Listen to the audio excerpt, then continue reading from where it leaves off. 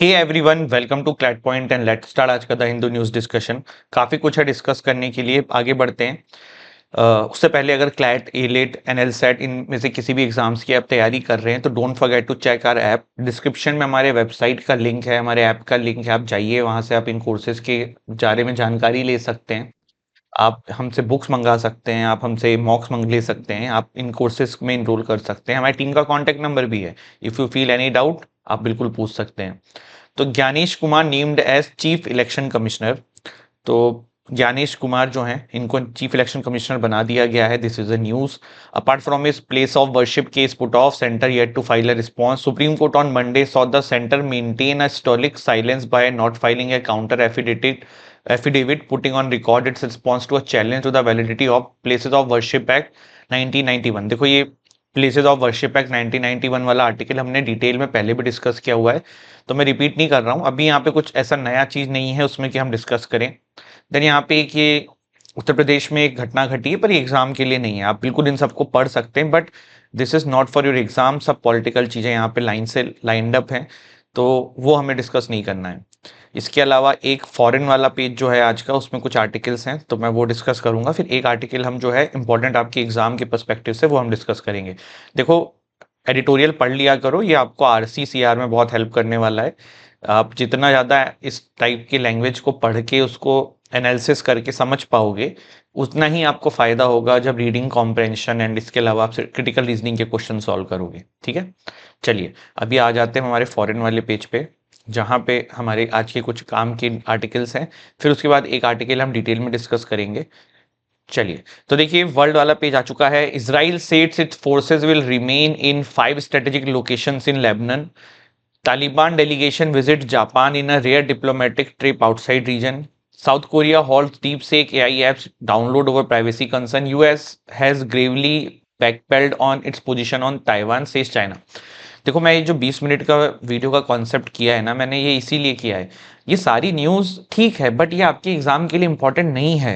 तो मेरा यही मतलब है कि इन चीज़ों को आपको पढ़ा के जस्ट बिकॉज मुझे न्यूज़पेपर कवर करना है मैं टाइम वेस्ट करूं, तो दैट्स नॉट मी। और मैं वो चाहता भी नहीं हूं कि आप लोग भी ये चीज़ करिए। अगर आप किसी और टीचर को भी फॉलो करते हैं, करिए, बहुत अच्छी बात है, बहुत अच्छे अच्छे सेशंस हो रहे हैं। बस इस चीज़ को देखिएगा कि वो टाइम वेस्टेज वाला पर्सपेक्टिव ना हो।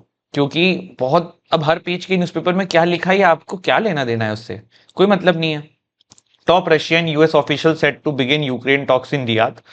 एंड ऐसा ही है, कोई बहुत वैसी न्यूज़ है नहीं। अब आज का जो हमारा मेन आर्टिकल है दैट इज मणिपुर क्राइसिस। मैंने लास्ट टाइम कुछ रिवाइज कराया था मणिपुर क्राइसिस, तो कुछ स्टूडेंट्स की मुझको मैसेज आए थे कि सर ये टॉपिक हमें अभी अच्छे से नहीं आता है कि कैसे मणिपुर क्राइसिस शुरू हुआ था। और बहुत इंपॉर्टेंट टॉपिक है, मतलब एग्जाम का आपका बेस ही यहीं से है। तो आज इसको डिटेल में शुरू करते हैं और पूरा समझते हैं। हाँ, इसमें कुछ नए पॉइंट्स भी ऐड हैं। अगर आप लोगों ने यूट्यूब से ये किया था तो उसमें कुछ पॉइंट्स कम थे जो मैंने अभी इसमें ऐड किए हैं। और अगर क्वेश्चन बनेगा तो इन नए पॉइंट से भी बन सकता है। और ये बहुत इंपॉर्टेंट टॉपिक है, चाहे क्लैट की मैं बात करूं चाहे मैं एनएलसेट की बात करूं। ध्यान लगा के सुन लेना, इसको एज इट इज कॉपी में डाल देना। मणिपुर क्राइसिस से अगर कोई भी क्वेश्चन आएगा किसी भी एग्जाम में ना, आप गलत नहीं करोगे, ये मेरी गारंटी है। अगर ऐसा हो जाए तो बता देना, फिर बोलोगे सर क्या आपकी फीस रिफंड कर देंगे। ठीक, अब ये नहीं खुद से क्वेश्चन बना के आ जाओगी सर मणिपुर का पहले नाम क्या था, कुछ भी मतलब बकवास टाइप का है ना। चलो थोड़ा इसको समझते हैं, जानने की कोशिश करते हैं। ठीक है, पहले मुझे ये बताओ कि क्या मणिपुर जब हमारा देश आजाद हुआ था उसी समय से भारत का पार्ट था कि नहीं था? किसी को माइक ऑन करके बताना है इसका जवाब। बहुत देर हो गई, मैं ही बोल रहा हूं, थोड़ा सा कोई और बोले। मणिपुर जो है भारत का पार्ट आजादी के बाद से था या पहले से ही जब भारत आजाद हुआ तो उसका एक अभिन्न पार्ट की तरह था? जल्दी से कोई भी अपना हैंड रेस करे।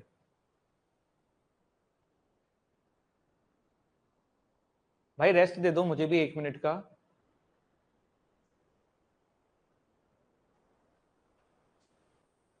अरे नो तो लिख दिया है, नो क्या? ठीक है नंदिनी, चलो मान लिया प्रिंसली स्टेट था। तो भारत में कब ऐड हुआ?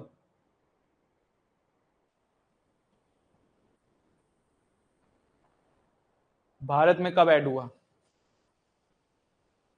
It later signed the instrument of accession. Very good समीप्ता।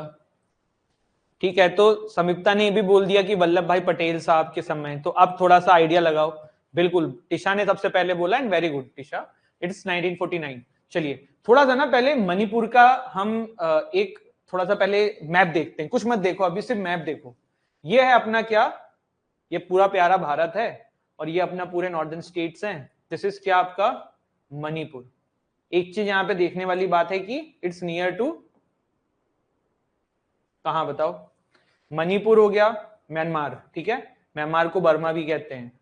आपने वो गाना सुना है मेरे पिया गए रंगून, तो वो रंगून जो है ना वो पहले बर्मा था, वो बर्मा जो है अब वो आपका म्यांमार है। तो नागालैंड हो गया, इधर इधर मेघालय हो गया, इधर आसाम हो गया, इधर त्रिपुरा हो गया। मैं आपको हर बार बोलता हूं, मैं फिर बोलूंगा, जब भी किसी स्टेट के बारे में कुछ भी पढ़ो या कोई भी करंट अफेयर हो, उसकी ज्योग्राफिकल लोकेशन ध्यान रखो। सभी लोग अब 5 सेकंड का पॉज लो, और आप अभी जहां भी जिस भी स्टेट में बैठे हो उसके आसपास के 3 स्टेट सोच के देखो। मैं 100% कह रहा हूं कि आप में से 60% नहीं बता पाएंगे, 3 स्टेट नहीं बता पाओगे आसपास के जो बॉर्डर टच करते हैं। जिस भी स्टेट में बैठे हो सोच के देखो। जैसे मैं यूपी में हूं, तो अब मैं यहां से कैसे इसको क्योंकि क्यों नहीं कर पाएंगे, मैं इसका भी रीजन देता हूं, क्योंकि दिमाग में मैप ही नहीं है। हमने ज्योग्राफी में पढ़ा था बचपन में, वो अलग बात है, बट हमारे दिमाग में मैप नहीं है। ये बहुत गलत है। आपको मैप अगर क्लियर हो गया ना, पहले इंडिया का करो, फिर जब धीरे धीरे कॉलेज में जाओगे, बड़े होगे और आगे पढ़ोगे, तो वर्ल्ड मैप भी करने की कोशिश करना। जैसे मैं आपको छोटा सा एग्जांपल देता हूं, कहीं भी ट्रेवल करो, मैं अभी केरल गया था, तो मैं केरल में भी मुन्नार गया था, तो मुझे लोकेशन नहीं पता थी एग्जैक्ट कि केरल में मुन्नार किस साइड में। तो मैंने सबसे पहले कहीं भी जाता हूँ, सबसे पहले देखता हूँ मैप में कहाँ है। इससे क्या होता है कि वो हमेशा के लिए याद हो जाता है। गुजरात जा रहे हो तो पता होना चाहिए कि हाँ भारत के नक्शे में यहाँ है, उसके नीचे क्या है, उसके ऊपर क्या है। एरोप्लेन के फ्लाइट टिकट्स भी मैं आपको बताता हूँ। जैसे कि मेरे साथ एक फ्रेंड थे, तो वो केरल से पुणे गए, उनकी फ्लाइट का टिकट सस्ता था, मेरा केरल से लखनऊ का महंगा था। क्यों था? तुरंत दिमाग में आया कि पुणे नीचे है, लखनऊ ऊपर है। तो ये आपको ना ये सब आईक्यू लेवल बढ़ाएगा। ये चीजें देखो कोई बताएगा नहीं, हर चीज पढ़ाई के पर्सपेक्टिव से नहीं होती है। सिर्फ हमारा काम आपको पढ़ाना लिखाना नंबर दिलाना ही नहीं है। मेरा तो ये मानना है कि आप सब मेरे स्टूडेंट्स हो और जिंदगी भर रहोगे। ये फीस वीस तो होती रहती है, दे दी आपने, खत्म हो गई बात। आगे भी आप कुछ भी करोगे, आप में से जैसे हर साल ऐसे बच्चे होते हैं कि कुछ बच्चे नहीं टच में रहते हैं, वो नहीं रहना चाहते हैं, मत रहो। लेकिन जो रहना चाहता है जिंदगी भर रहे। और आप लोगों का मेरा एक पर्सपेक्टिव है कि आपको ओवरऑल डेवलपमेंट पे ध्यान देना चाहिए। तो ये सब चीजें ना आपका आईक्यू लेवल बढ़ाएंगी फ्यूचर में, और कहीं क्या पता जुडिशरी यूपीएससी का मन ठान लो तो वहां ये काम भी आएगा। ठीक है, चलिए बहुत बकवास हो गई। हाँ, पूरी Kashmir comes with these two. HP Ahmad तुम्हारा इजी है भाई, ऊपर है ना, ऊपर कुछ है ही नहीं, नीचे बताना है।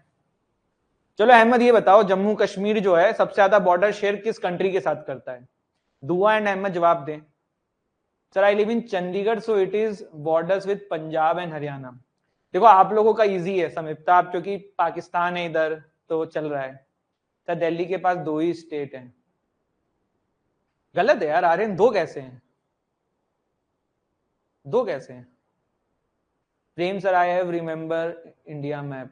ठीक है ठीक है, चलिए अहमद कुछ पूछा है मैंने जवाब नहीं दिया भाई। चलो देखो, जम्मू कश्मीर वालों का एक्चुअल में इजी है भाई, उधर कुछ है ही नहीं, ऊपर नीचे नीचे भाई आपको बताना है। अब जैसे जो सेंटर में हो जाता है ना, वहां दिक्कत हो जाती है। चलिए बात करते हैं, पहले ना इस मैप को आपने अच्छे से देख लिया, मैं इसके बाद इस मैप को नहीं खोलूंगा। मणिपुर की लोकेशन देख लो, और म्यांमार इधर है। मैं म्यांमार क्यों बोल रहा हूं इधर है, क्योंकि उसका कुछ रिलेवेंस आएगा फ्यूचर में, तो आपको पता होना चाहिए। ठीक है, दुआ ने बोला है पाकिस्तान चाइना दोनों बोल दिया। अहमद इज सेइंग चाइना, पाक चाइना, वाह वेरी गुड। ऐसे ही आंसर करके आओगे। पाकिस्तान एंड चाइना के साथ इक्वल शेयर करता है जम्मू कश्मीर, ऐसा कैसे? चलो ये बताओ, आप सबके लिए क्वेश्चन है, इंडिया सबसे ज्यादा बॉर्डर किस कंट्री के साथ शेयर करता है? इंडिया के साथ कौन सी कंट्री सबसे ज्यादा बॉर्डर शेयर करती है भाई? ऐसे क्वेश्चंस में मेरा दिल मत दुखाया करो। एक मैंने आपसे पहले पूछ रखा है, आई थिंक ये सभी बता देंगे, कि नेशनल गेम कौन सा इंडिया का। ये गलत मत कर देना, ये तो बता दिया है मैंने। तो Prem is saying Bangladesh, Rahul is saying Bangladesh. Bangladesh देखो, आप जो भी दोनों आप मतलब जितने भी स्टूडेंट्स हैं यहाँ पे एनएलसेट के हैं, क्लैट के हैं, करंट अफेयर का पेपर आप दोनों का ही सेम रहता है, दोनों ही एनएलयूज के लिए हैं। तो ऐसे क्वेश्चंस ना ये आप याद करके नहीं जाते हो एग्जाम में, और ऐसे क्वेश्चंस आते हैं। तो फिर उसमें क्या होता है, उसमें फिर प्रेजेंस ऑफ माइंड जो हमने आज से अब तक का जीवन देखा है अपना, या बचपन में कुछ पढ़ा है ना, वो करके आंसर लगाना पड़ेगा। एवरीथिंग जो आप पढ़ रहे हो ना वही नहीं आएगा, बहुत सारे क्वेश्चंस प्रेजेंस ऑफ माइंड के साथ आएंगे। ओ भाई अभी भी सब हॉकी कह रहे हैं। अच्छा ये नए बच्चे हैं ये लोग, सक्षम तुम तो थे पहले यार। भाई इंडिया का कोई नेशनल गेम नहीं है, वीडियो बंद करके गूगल सर्च करो, ऊपर की 5-6 लाइन स्किप करके नीचे पढ़ना। ऊपर की 5-6 लाइन में तो विकिपीडिया मतलब वो एल्गोरिथम चलती है, उसके नीचे जो लिंक्स हैं या न्यूज़पेपर की लिंक्स है ना वो पढ़ना, ठीक है। India do not have any national game भाई, सब भाई गधे हो। और एनएलसेट वाले तो जवाब ही नहीं दे रहे हैं कि भाई हमें बच ही जाए।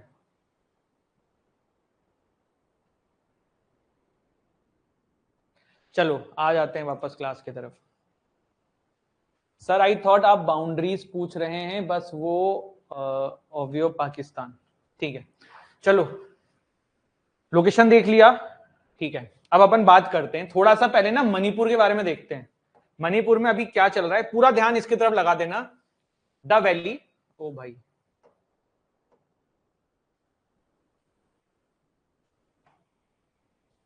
The valley, which comprises about 10% of Manipur's landmass, is dominated by, मैं पढ़ रहा हूं अभी टेंशन मत लेना, मैं बताऊंगा आपको, non-tribal Metis community, and more than 64% of the population of the state yields 40 of the state 60 MLAs। ये अभी आपको समझ में नहीं आया होगा, बस रीड कर लो, ठीक है मेरे साथ। Hills comprising 90% of geographical area are inhabited more than 35% recognized tribes but 20 MLAs। चलो अब इस पे आ जाते हैं, यहां से आपको ना सारी पिक्चर में क्लियर कर देता हूं। देखो मणिपुर के साथ दिक्कत क्या है ना, मणिपुर में दो ही टाइप के रीजन्स हैं, एक है हिल, मुझे यार इसको लिखने की ना क्लास लेनी पड़ेगी, हिल, और दूसरा है वैली, ठीक है। अब ध्यान से सुनना, वहां पे ना एक कम्युनिटी है जिसको हम अब रिफर करेंगे मैटी कम्युनिटी की तरह। क्या रिफर करेंगे, मैटी। और दूसरी कम्युनिटी है जिसको हम ट्राइबल बोलेंगे, जिसमें कुकीज एंड बहुत सारे हैं, ठीक है। मेटी एंड दूसरी ट्राइबल कम्युनिटी। तो वैली जो एरिया है वो वहां पे 10% है। जैसे अगर किसी जगह पे 100% पूरा एरिया है, आप इसको इस मैप से समझने की कोशिश करते हैं। मान लो मणिपुर का एरिया 100 किलोमीटर है, हाइपोथेटिकली बता रहा हूं, मणिपुर का एरिया 100 किलोमीटर है, तो 90 किलोमीटर जो है ना,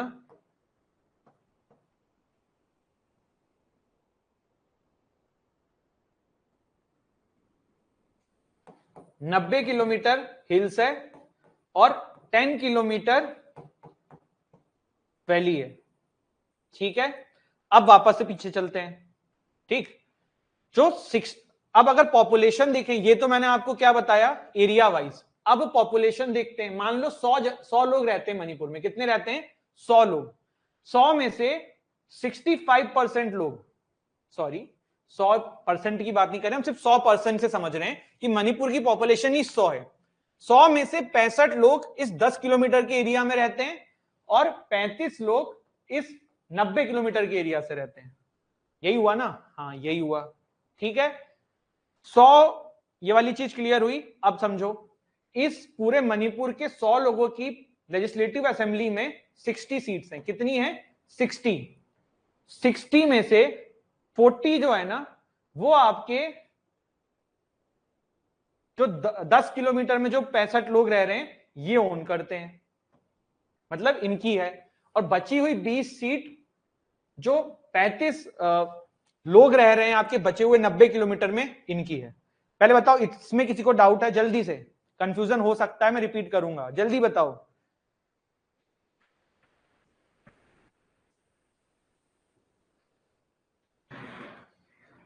इसमें है किसी को डाउट, नहीं है, जल्दी बताओ। ये समझ में आया, डाउट नहीं है, डाउट नहीं है, डाउट नहीं है, ठीक है, वेरी गुड। एक बार रिपीट, चलिए एक बार और रिपीट कर देता हूं।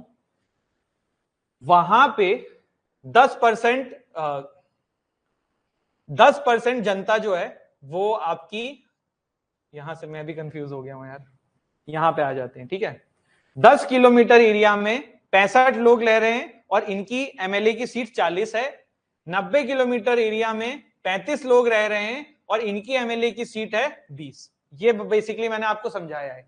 इससे आपको समझ में क्या आया कि मैटी कम्युनिटी पॉपुलेशन वाइज ज्यादा है, पर उनकी एमएलए की सीट्स भी ज्यादा है, पर उनके पास एरिया कम है रहने के लिए। दूसरी चीज हमें समझ में आई कि जो ट्राइबल कम्युनिटी है वो जनसंख्या में कम है, लेकिन उनके पास रहने के लिए एरिया ज्यादा है। ठीक है, जो हिल एरिया है ना, वहां पे मैटी कम्युनिटी जो है वो प्रॉपर्टीज नहीं खरीद सकते हैं, they can not live there, और वहां पे जो है आपका अधिकार जो है वो ट्राइबल कम्युनिटीज का है। ठीक है, अभी इतनी सारी चीजें समझ में आई, सहज एंड एवरीवन? ठीक है, अब थोड़ा समझने की कोशिश करते हैं। मैटी कम्युनिटी जो है ना, ये मोस्टली वहां पे आपके हिंदू हैं और थोड़े बहुत मुस्लिम लोग इसमें हैं। जो आपके ट्राइबल कम्युनिटी है, यहां पे मेरे पास होगा ये, ठीक है, ये बहुत डायनेमिक समझोगे तभी आप समझ पाओगे हो क्या रहा है वहां पे। मेजॉरिटी ऑफ द, अबे भाई इसकी कल मैं क्लास लेता हूं यार, मुझे सही में दिक्कत हो रही है। मेजॉरिटी ऑफ द मेटीज जो हैं वो हिंदूज हैं और कुछ मुस्लिम्स हैं। बस बाकी जो रिकॉग्नाइज ट्राइब्स है, जैसे मैं आपको मेटीज बोल रहा हूं प्लस दूसरी ट्राइब्स शब्द क्यों बोल रहा हूं, क्योंकि ट्राइब्स में बहुत छोटे छोटे अलग अलग कम्युनिटीज हैं, जैसे कि आपकी नागा ग्रुप हो गया, कुक्की ट्राइब हो गई, और ये लोग मोस्टली क्या है, क्रिश्चियंस हैं। समझ में क्या आया आपको कि मैटी कम्युनिटी में ज्यादा हिंदू फिर मुस्लिम, बाकी जो आपकी दूसरी ट्राइब्स हैं दे आर मोस्टली क्या, क्रिश्चियंस। ठीक है, ये बेसिक चीज समझ में आई। डिमांड ये आ रही थी कि भाई जो मैटी कम्युनिटी है ना, इनको भी एसटी कैटेगरी में दे दिया जाए, डाल दिया जाए। किसकी तरफ से डिमांड आई होगी? बिल्कुल सिंपल सी बात है, मैटी कम्युनिटी वाले ये आवाज उठा रहे थे कि हमें एसटी कैटेगरी में डाला जाए। दूसरा कि हमें हिल एरियाज में भी प्रॉपर्टी खरीदनी जाए, दी जाए। क्यों बोल रहे थे ऐसा? कि भाई हमारी पॉपुलेशन ज्यादा है, हमारे पास एक बहुत कंजेस्टेड एरिया है, जो 90% एरिया है वहां भी हमें रहने दो ना, वहां तो जगह खाली है। तो मैटी कम्युनिटी की ये डिमांड आ रही थी। अब ये पूरी आग अभी अचानक से क्यों लगी? आज की बात नहीं, बहुत पहले से चल रहा है। रिसेंटली ना मणिपुर हाई कोर्ट ने वहां की स्टेट गवर्नमेंट से कहा कि भाई इसके ऊपर कुछ करो। ये नहीं कहा कि इसको लागू करो, ये बोला कि इसको इतने दिन से पेंडिंग है, इसके बारे में विचार करिए, जल्द से जल्द इसको इंप्लीमेंट करिए। ठीक है, कि मैटी कम्युनिटी को एसटी कैटेगरी में डाला जाए। ऑफ कोर्स रिजर्वेशन एंड बहुत सारी फायदे जो हैं वो इसके बाद उनको मिल जाते हैं। ठीक है, चलिए।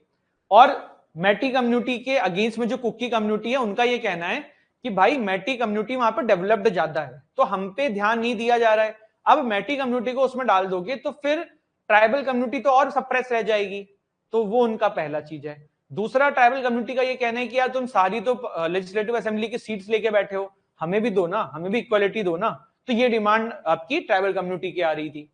मणिपुर के अंदर ना देखा जाए तो ऐसे कितनी डिस्ट्रिक्ट्स हैं? 16। ये क्वेश्चन आ सकता है, ध्यान रखना। कितने डिस्ट्रिक्ट्स हैं? 16। पर वहां पे ना 16 डिस्ट्रिक्ट्स के नाम से मणिपुर नहीं जाना जाता, ये हिल एंड वैली एरिया से जाना जाता है, और वैसे इन्होंने डिस्ट्रिक्ट्स लोकल लोगों ने आपस में डिवाइड कर रखे हैं। कॉज ऑफ कॉन्फ्लिक्ट क्या है? मैंने आपको बताया कि मैटी कम्युनिटी जो है वो अपने डिमांड्स रख रही है, ट्राइबल कम्युनिटी जो है वो अपने डिमांड्स रख रही है। मैटी कम्युनिटी के डिमांड्स मैंने आपको बता दिए हैं, ट्राइबल कम्युनिटी इनके अगेंस्ट में क्यों है वो भी मैंने आपको बता दिया है। ठीक है, इसके बाद मैटी कम्युनिटी का ये भी कहना है कि भैया हमारी जनसंख्या कम हो रही है, इसका रीजन ये कि हमारे पास लैंड वैंड कम है, तो लोग जो हैं फिर वो उस तरीके से अपनी पॉपुलेशन नहीं बढ़ा रहे हैं, तो हमारी लैंड बढ़ा दी जाए, तो वो वाली चीज है। देखो मैटी कम्युनिटी का सबसे बड़ा जो उसके फेवर में चीजें थी ना, वो यही थी कि 1949 से पहले Manipur was a princely state, India में इसको मिला दिया गया। तो जब मणिपुर को इंडिया में मिलाया गया ना, उससे पहले जो मैटी कम्युनिटी थी दे वर इन एसटी कैटेगरी ओनली, बट जब इनको इंडिया में मिलाया तो हमारी देश की सरकारों ने इनको एसटी कैटेगरी से हटा दिया। तो मैटी कम्युनिटी का सबसे पहली जो बैकिंग एंड सबसे पहला जो फेवर में इनकी चीज रहती है वो यही रहती है कि भाई ऐसा होना चाहिए। ठीक है, 19th स्टेट बना था 1972 में।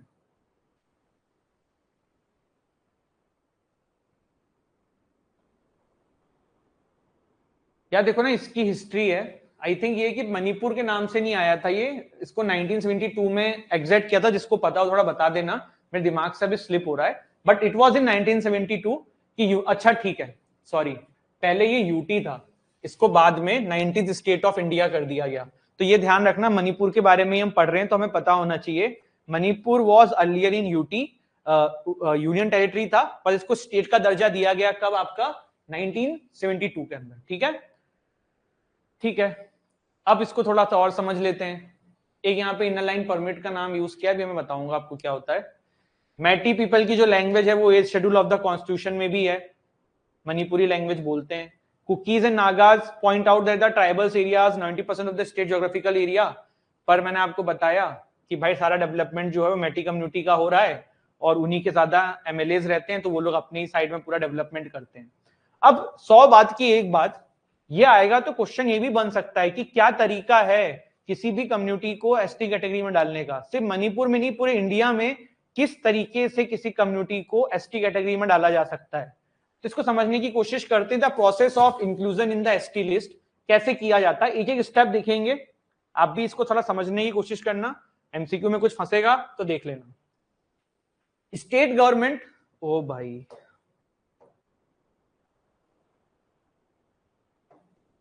अब आई थिंक सही होगा। State government start recommendation for inclusion of the tribes in the list of ST. ठीक है, सबसे पहले स्टेट गवर्नमेंट इनिशिएशंस लेती है, फिर उनके रिकमेंडेशन के बाद ट्राइबल अफेयर मिनिस्ट्री रिव्यू करती है and then registrar general of India को भेजा जाता है जो कि होम मिनिस्ट्री के अंडर में रहता है। जब यहां से अप्रूवल आ जाती है तब national commission for scheduled tribes के पास मैटर जाता है। देखो, notes making is an art, मैं क्यों बोलता हूं समझ लो। आपको ना ये पॉइंट्स ऐसे नहीं लिखने हैं, आप ऐसे लिख सकते हो स्टेट गवर्नमेंट, फिर उसके बाद जो भी यहाँ पे नाम लिखो ट्राइबल अफेयर्स, फिर जो भी नाम है, फिर ये आपका ना एक लाइन में ही पूरा नोट्स बन जाएगा। तो इसीलिए note making is an art. आप ऐसे भी कर सकते हो, आप एरो का यूज कर सकते हो, आप डायग्राम का यूज कर सकते हो। इट्स नॉट नेसेसरी आप ऐसा का ऐसा लिखो। तो जो भी देखना, आप जो टॉप करते हैं ना क्लैट में, जो अच्छे नंबर से पास होते हैं, उनके करंट अफेयर के नोट्स आप देखना बहुत कम होते हैं। एनएल सेट में भी जो जैसे वरना निकली थी तो बहुत ही कम थे। क्यों? क्योंकि ज्यादा नोट्स आप पढ़ ही नहीं पाओगे। आपको यही स्मार्ट तरीके हैं नोट्स बनाने के भी, तो वो धीरे धीरे डेवलप करो अपने अंदर की कैसे आप कॉम्पाइज कर सकते हो चीजों को, कितना कम से कम कर सकते हो। तो अप्रूवल के बाद national commission for scheduled tribes के पास बात जाती है, फिर कैबिनेट में मैटर चला जाता है फॉर फाइनल डिसीजन। फिर जो है कैबिनेट फाइनल डिसीजन लेती है, उसके बाद कैबिनेट जब फाइनलाइज कर लेती है तो बिल को पार्लियामेंट में लाया जाता है, अमेंडमेंट किया जाएगा कॉन्स्टिट्यूशन के अंदर शेड्यूल कास्ट ऑर्डर 1950 के through and constitution schedule tribe order 1950। ठीक है, once the cabinet finalize it, then it introduce a bill in the parliament to amend the constitution schedule caste order 1950 and the constitution schedule tribes order 1950. After the amendment bill is passed by the both the lok sabha and rajya sabha, the president's office takes the final decisions under the article 341. ये दोनों important articles हैं, ध्यान रखना ये किसमें president यहाँ पे approve करेगा। ये देखो एसटी कैटेगरी के अंदर इंक्लूजन की जो प्रोसेस है ना, ये मणिपुर की वजह से बहुत न्यूज में है और आपको ये पता होनी चाहिए, ये इंपॉर्टेंट है। इसको आराम से सेशन के बाद जब भी आप देख के करना चाहो या अभी बनाना चाहो बना लो। मुझे नहीं पता आप लोग कैसे क्या करते हो नोट्स मेकिंग का काम, बट इसको करना। ठीक है, इसके बाद एक टर्म यहाँ पे यूज हुई थी इनर लाइन परमिट सिस्टम, तो मैं थोड़ा सा आपको बता देता हूँ। इनर लाइन परमिट सिस्टम एक अपने आप में एक अलग कॉन्सेप्ट है, बट अभी यहाँ पे चर्चा पे आया है तो मैं आपको इसलिए समझाने की कोशिश कर रहा हूँ। देखो, जो हमारे नॉर्थ ईस्टर्न स्टेट्स थे ना, ये बहुत ही ज्यादा रिच हैं मिनरल्स एंड और सारी चीजों को लेके। तो जो ब्रिटिशर्स थे ना, वो जब भारत में आए तब उनको ये चीज समझ में आ गई कि नॉर्थ ईस्टर्न स्टेट्स को प्रोटेक्ट करना है, क्योंकि भैया वो यहाँ पे चाय की खेती एंड सारी चीजें करते थे। तो ब्रिटिशर्स ने एक कानून बनाया कि भाई भारत का कोई नागरिक, आप आज की डेट में दिल्ली से केरल जाना चाहो, दिल्ली से यूपी आना चाहो, कोई आपको डॉक्यूमेंट चाहिए? नहीं चाहिए। बट अगर आप दिल्ली से नॉर्थ ईस्टर्न स्टेट्स में जाना चाहो ना, आपको इनर लाइन परमिट चाहिए रहेगा। बिल्कुल सही सुन रहे हो, ये ब्रिटिशर्स लेके आए थे कि भाई जिससे वो उस साइड की प्रॉपर्टीज को बचा सके। आप वहां पे जमीन नहीं खरीद सकते हो, बहुत सारे नियम से नॉर्थ ईस्टर्न स्टेट्स में। वो कौन कौन से हैं? मिजोरम, मणिपुर, नागालैंड, अरुणाचल प्रदेश। ठीक है, और भी है इसमें एक दो यार, 7 हैं आई थिंक, है ना? अरुणाचल प्रदेश, मिजोरम, नागालैंड, मणिपुर और एक दो और हैं, इसमें देख लेना यार अभी, क्योंकि इसमें क्या होता है ना, देखो नॉर्थ ईस्टर्न स्टेट्स में बवाल होते रहते हैं कि हमें भी डालो, हमें भी डालो, हमें भी करो। मेरे हिसाब से तो ये 4 ही हैं, बट एक बार आप चेक कर लेना। ठीक है, इसमें कोई नया ऐड हुआ है नहीं हुआ है। मणिपुर भी पहले नहीं था, अभी बाद में डाला गया है। तो ये ब्रिटिशर्स जो लेके आए थे ना, वो लाए थे Bengal eastern frontier regulation act 1873 के थ्रू, कि भाई भारत के किसी भी नागरिक को इन नॉर्थ ईस्टर्न स्टेट्स में जाना होगा तो उनको इनर लाइन परमिट लेके जाना पड़ेगा, ठीक है। आफ्टर टाइम जब देश आजाद हुआ तब हमारे देश के कॉन्स्टिट्यूशन मेकर ने इसको आगे बढ़ा दिया और बस जो ये पूरा एक्ट था इसमें पहले ब्रिटिश सब्जेक्ट्स लिखा हुआ था, उसको चेंज करके सिटीजन्स ऑफ इंडिया कर दिया गया, ठीक है। और आज की डेट में भी इनर लाइन परमिट चल रहा है जैसे कि मैंने आपको बताया। और इस पे देखो इनर लाइन परमिट पे अगर क्वेश्चन आता है ना तो एक क्वेश्चन ये बनता है कि क्या कोई फॉरेनर भारत में ट्रेवल कर रहा है, क्या उसको भी वहां पे इनर लाइन परमिट लेके जाना पड़ेगा? तो जवाब होगा नहीं, इनर लाइन परमिट सिर्फ इंडियंस पे एप्लीकेबल होता है। फॉरेनर्स के लिए वहां पे जो है वो है प्रोटेक्टेड एरिया परमिट। ये क्या हुआ भाई?